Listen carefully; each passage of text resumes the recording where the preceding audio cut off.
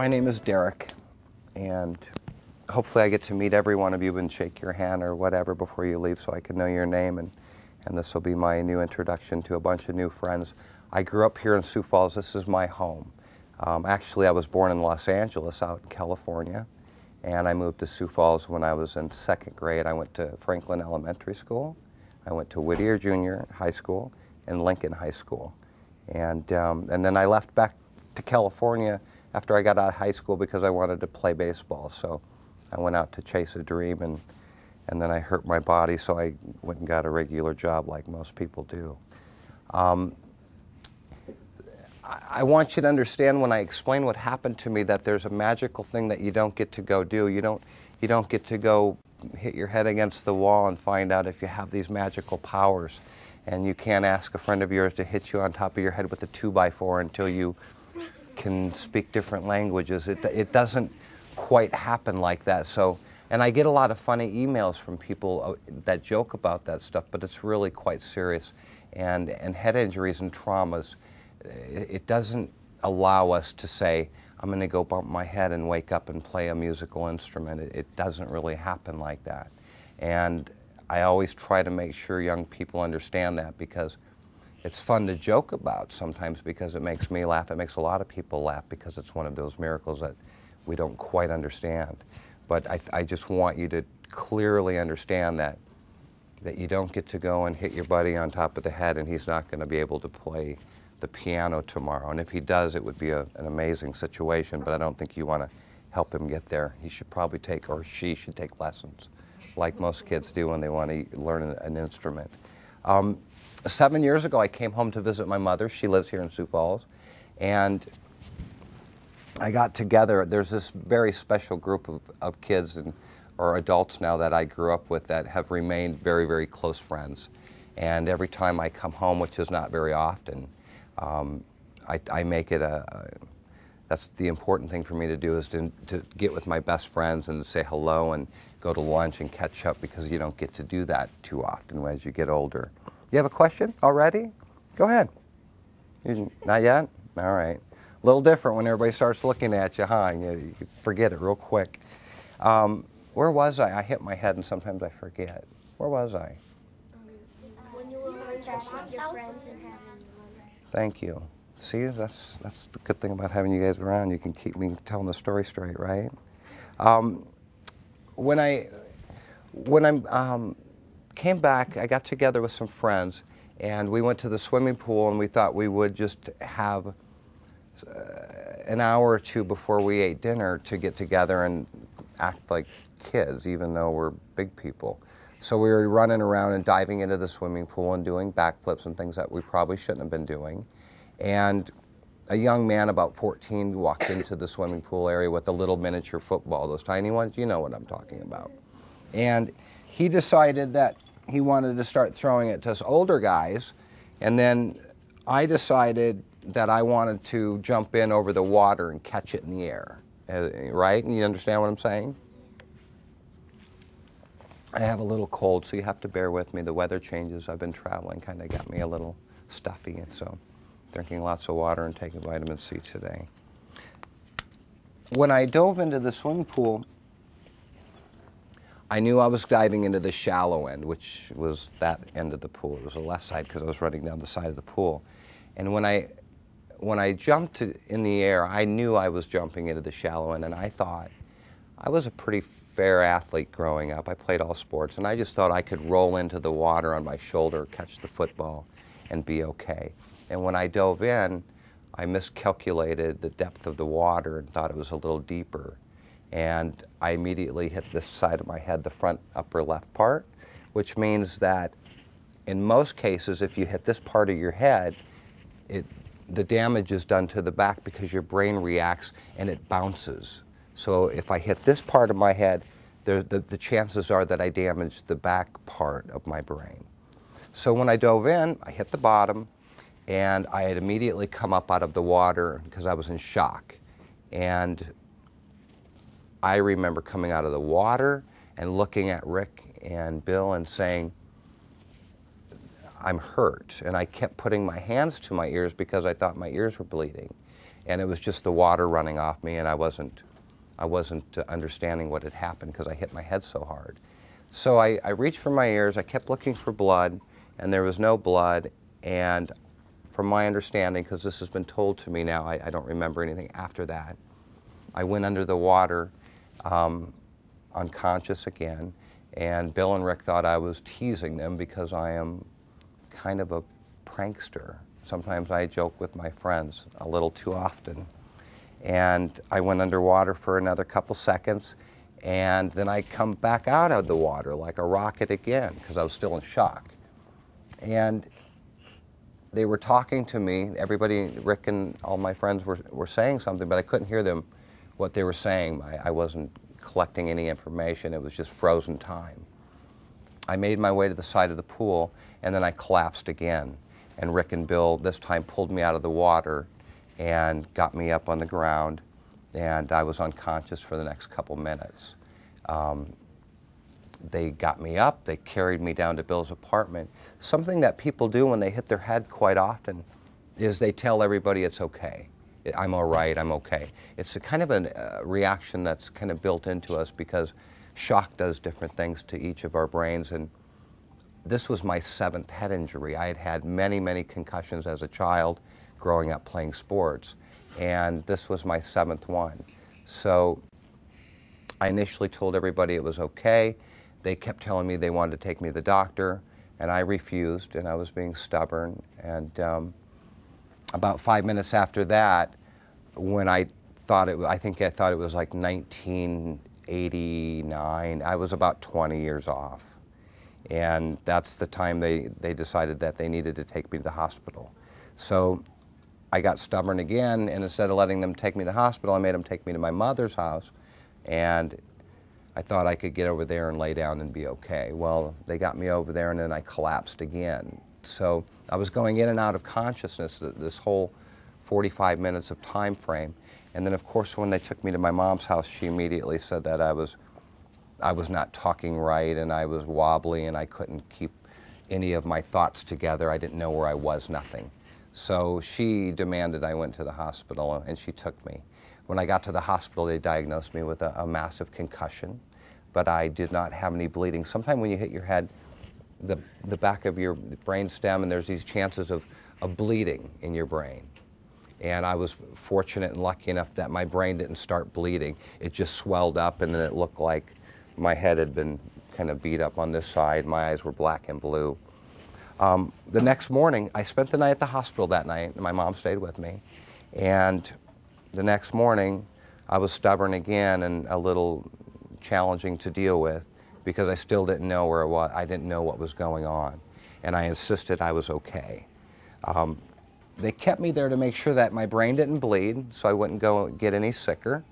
And as soon as they released me and said I was clear to go, I went home to my mother's house, and I slept for the next 4 days. I don't remember anything in between. Well, I do. I remember one tiny little spot. When my mom was coming in to bring me a cold wash rag to put on my head on day 4, she would come in about every hour or two to check on me to make sure I was still breathing and alive. And she brought a washcloth in, put it on my head, and I remember her looking down into my eyes because I opened my eyes, I knew she was there, and it was that look of a scared mother looking into her son's eyes, not thinking I was going to come back and be okay. And the reason I remember that moment, and it's so significant to me, is because I had had another incident in my life a couple years ago, and my oldest son was in a terrible car accident, and he was unconscious, and I had that very same moment that my mother had with me, with my own child, and that had brought back these memories, and I didn't remember that moment until I had that same experience with my son as I was looking down at him after his car accident, and he opened his eyes. So that's how the brain works sometimes. It does these mysterious things, and it thinks sometimes in a way that we're unaware of. And I call that, and many people call it, the human potential, because we as people forget that we think there's limits on all these things we can do. And I tell everybody now after my accident that I don't believe there should be limits in your life, even as a young person. I think we should chase dreams. I think we should do wonderful things for other people. And we forget this process as we get busy. So I share it with people all over the country now. And I tell them to pay attention to their lives, share their life with others, give back. And that's really what this has become to me, is I get to travel now and do these fun TV shows and meet all these wonderful people.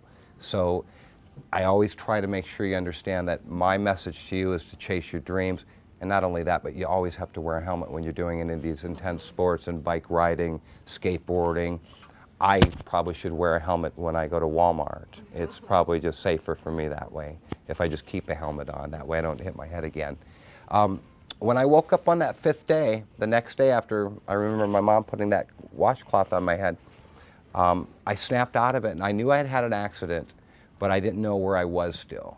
I didn't know how I got to my mother's. I thought I was in Phoenix, Arizona for spring training for baseball. And that's way far away, so I wasn't there. But I thought I was there, so I was still sick. But I felt good enough to where I thought I could start getting ready to pack to go home to Denver. I moved to Colorado quite a few years to coach high school baseball, and I've been there ever since.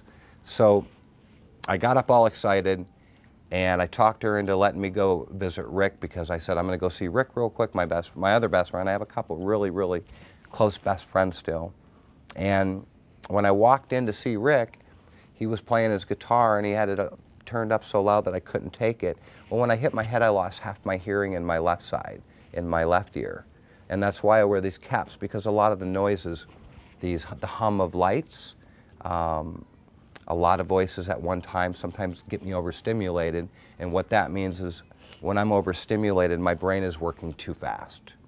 And then I don't feel so good, I get sick, and sometimes I can just pass out whenever. I could pass out right now, and it's a possibility. So those are the after effects of what I deal with every day after hitting my head. There's a word that they call this process, that they put me into this category with people.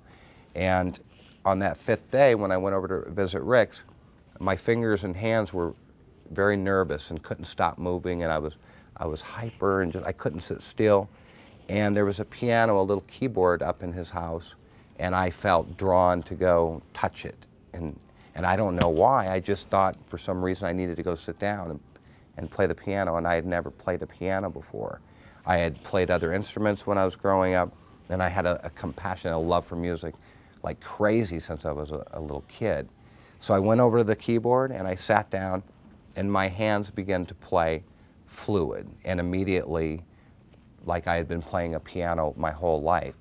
And what made my fingers do that is I see these black and white squares that go this way. So as I'm talking with you right now, my brain is composing music at a pace that is unheard of to doctors and scientists. So as we're speaking, as we're sitting right here right now, these black and white squares are going all the way around, and they don't stop. And those are musical notes to my brain, and they tell my fingers what to do.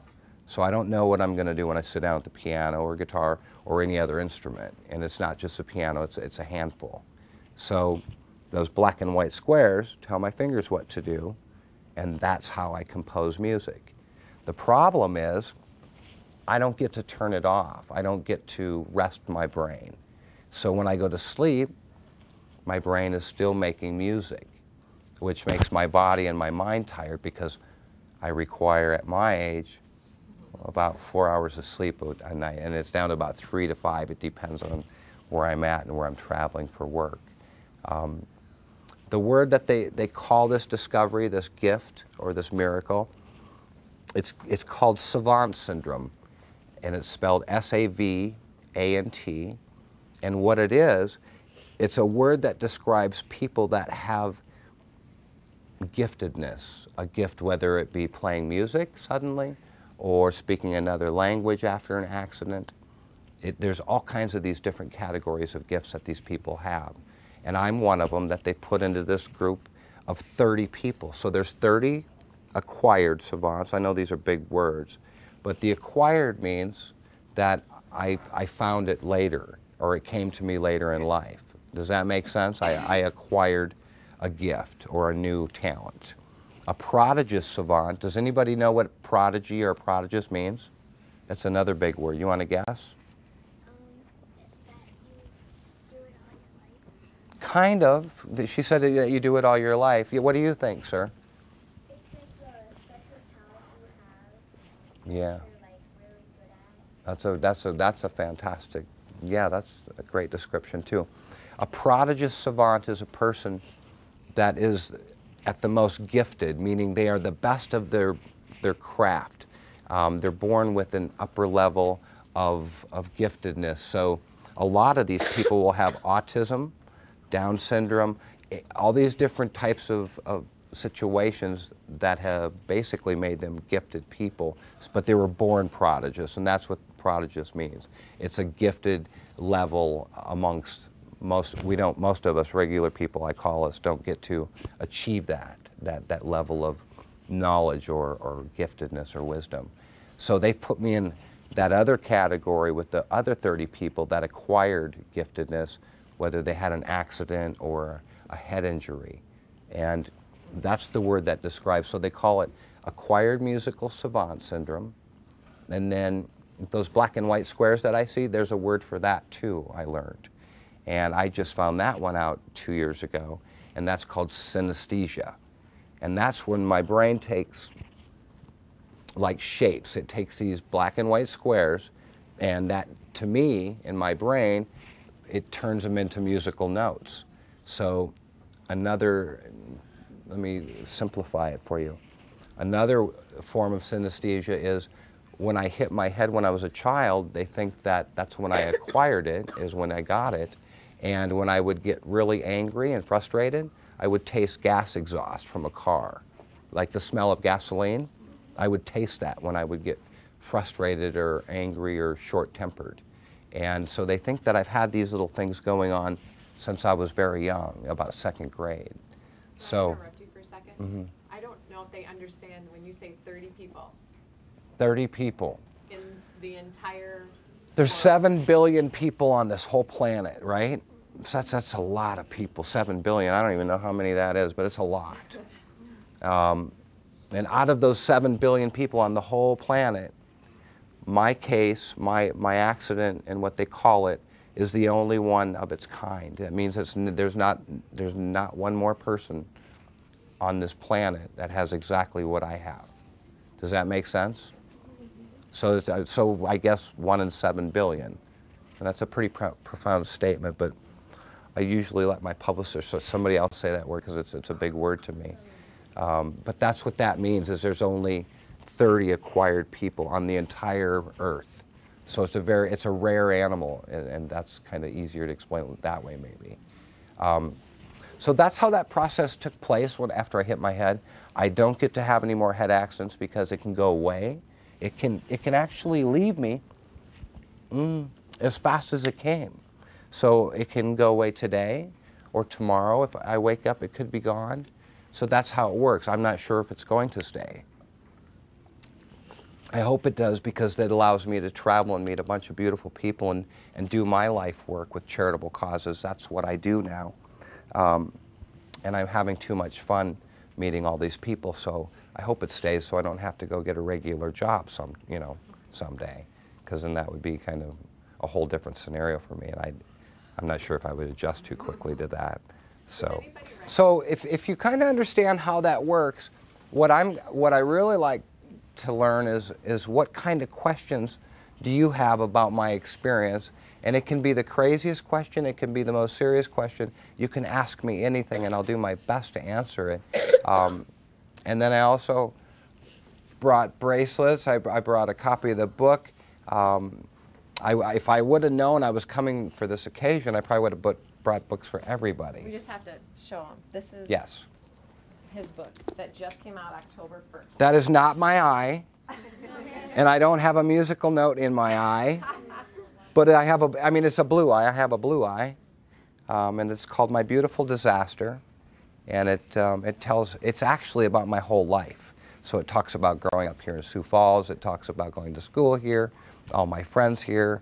and then the rest of my life as an old guy with my children. I have 3 kids, by the way, and they are 26, 21, and 18. And I have a little grandbaby boy that's 5.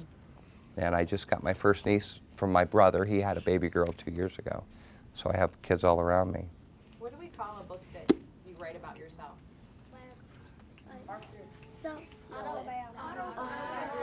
Autobiography. And it's a lot of work. It took me 4 years to write it. And they're really not, there's not that many pages.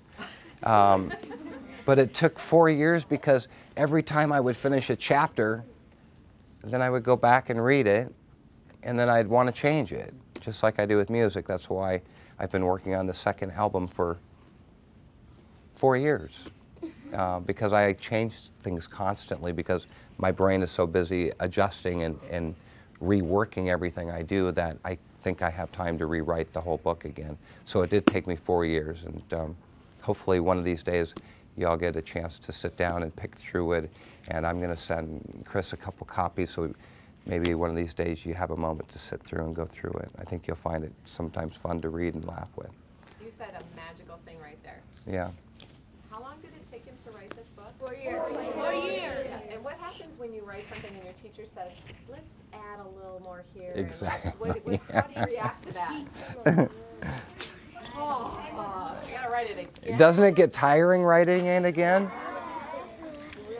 I wrote the book so many times in 4 years that when they asked me to read it again for the final proof, which is the meaning they can go ahead and go to print now all over the world, that I told them that I didn't even want to read it again because I couldn't. I had read it so many times that I can talk about it in my sleep now, and you know. So, but that's what it takes to do something like this. A project like this is a tremendous amount of time and work. And I didn't just write the book in 4 years. I've been journaling since I was your age. I've written notes and journals to myself in these special books that I've kept all my life. And I've captured all these wonderful moments and experiences so I can narrow them down and put them in one book. So if you're a journaling person or a blogger or whatever they call it these days, I would hope you would take a moment to write these special moments down in your life, because when you're my age, you might need some help remembering them, and you can go back in your books and find those special notes. Did you figure out your question? Yeah. I know. You're just wanting to. You got it up there somewhere, right? Go ahead and ask.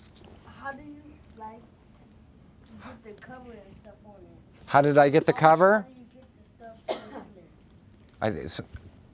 on it? How do you get the cover made, the picture on the cover? You know what you do? They take this piece of paper that comes off the book, okay, and they fold it. Well, they print it first after they design it. So there's a team of people that work with me, okay, and they all go through this stuff. That's not. No, they're not. No, those are your teachers and the camera guys. Those aren't my employees. So this is just a little blurb when he was actually on the Today Show and he played the piano for them. So this, we'll take a look up here so you can see that. Whoa.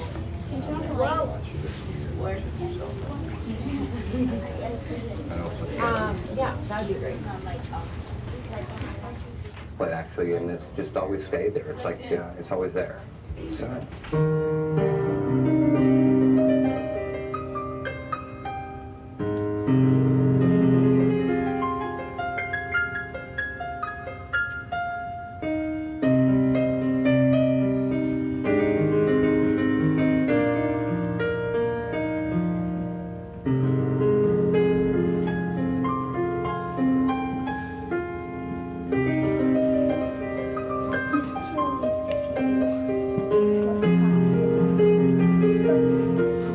Derek Amato. Derek, thanks for sharing your story and your music. We appreciate it. Nice to see you.